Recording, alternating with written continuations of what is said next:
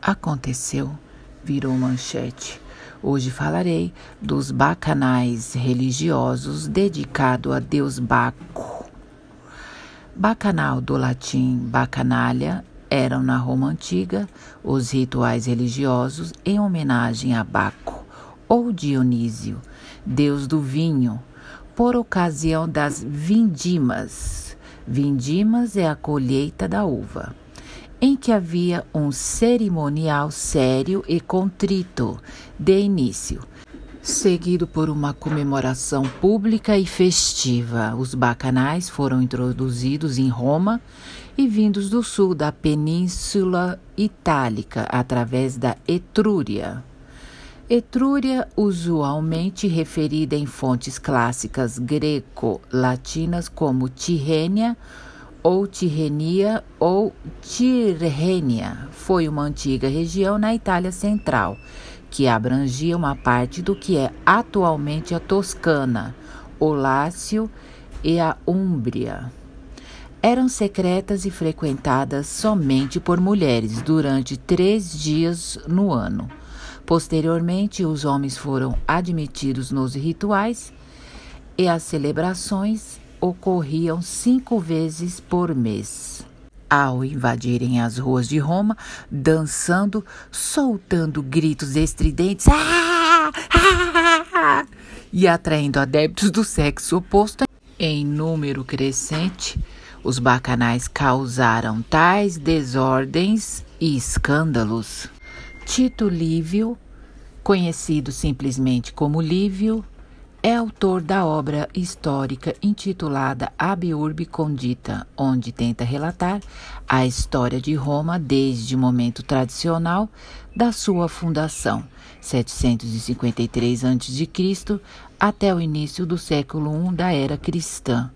Ele relata que a rápida propagação do culto, no qual ocorriam as mais grotescas vulgaridades, bem como todo tipo de crimes rituais e conspirações políticas em suas sessões noturnas, levou, em 186 a.C., à promulgação de um decreto pelo Senado, o chamado Senatus Consultum de Bacchanalibus, inscrito numa placa de bronze descoberta na Apulia.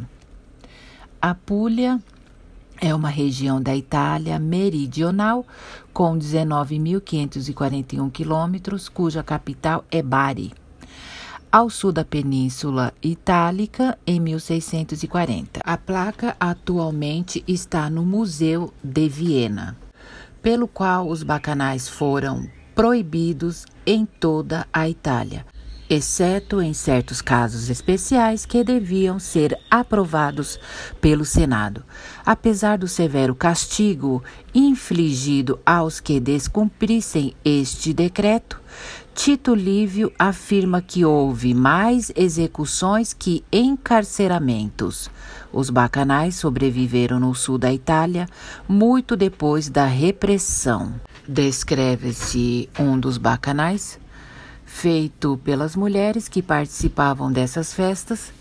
Elas corriam pelas ruas e pelos campos à noite, seminuas, cobertas com peles de tigre ou pantera, fixadas na cintura com festões de uma erva, e pâmpanos. Empunhavam o tirso. O tirso era um bastão envolvido com uma planta de nome era e ramos de videira, os ramos da uva, e encimado por uma pinha. Algumas dessas mulheres, com os cabelos soltos, carregavam fachos. Aos gritos de Evoi, Evoi, origem do grito carnavalesco Evoé, em honra de Evan, que é um nome alternativo e posteriormente de Baco, soavam as flautas e tambores juntamente com os símbolos e as castanholas presas às vestes. Dava-se às mulheres que participavam dos bacanais o nome de Menades, voz grega, que significa furiosas. As fontes antigas descrevem que as bacantes, em seus delírios, cometiam toda sorte de excesso selvagem, luxurioso e desregrado. Relato agora as estruturas das orgias dos bacanais. Cerimônias religiosas. Os bacanais começavam frequentemente com rituais formais de adoração, que incluíam sacrifícios. Animais, especialmente cabras, eram sacrificados em homenagem a Baco. Oração e cânticos, hinos e preces eram entoados pelos participantes para invocar a presença do deus Baco. Purificações, rituais de purificação que poderiam envolver a lavagem do corpo com vinho. Banquetes, comida e bebida, a abundância de comida, frutas e especialmente vinho, que era consumido em grandes quantidades. Banquete coletivo, participantes comiam e bebiam juntos, reforçando os laços comunitários e celebrando a prosperidade.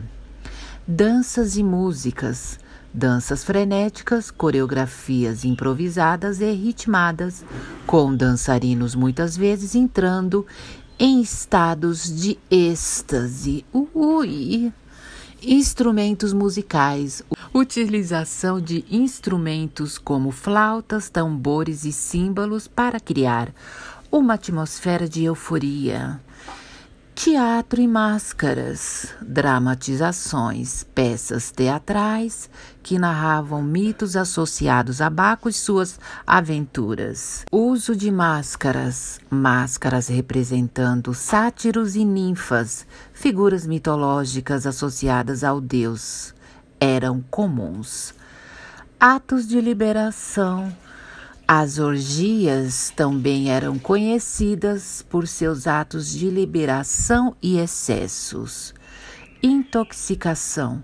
O consumo desenfreado de vinho levava muitos participantes a estados alterados de consciência. Licenciosidade.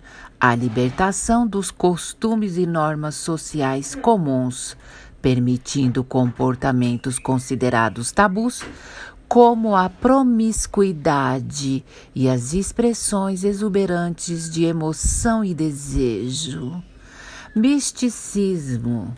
Muitos acreditavam que, através da dança, música e intoxicação, podiam alcançar uma união mística com Baco, sentindo-se temporariamente libertos da mortalidade e conectados ao divino. Controvérsia e repressão. A natureza desenfreada dos bacanais levou uma crescente controvérsia e preocupação entre as autoridades romanas. Sossego público. Havia medo de que as celebrações pudessem levar à desordem pública e à subversão dos valores tradicionais. Legado. Apesar da repressão, os bacanais deixaram um legado duradouro até os idos de 2024. Influência cultural. Elementos dos rituais dionisiacos e bacanais influenciaram a arte, literatura e cultura ocidentais.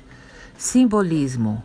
Baco continua a ser um símbolo de liberdade, excessos e o lado irracional da natureza humana, refletido em diversas formas de expressão artística e cultural até os dias de hoje. Espero que tenha gostado dessa história do bacanal.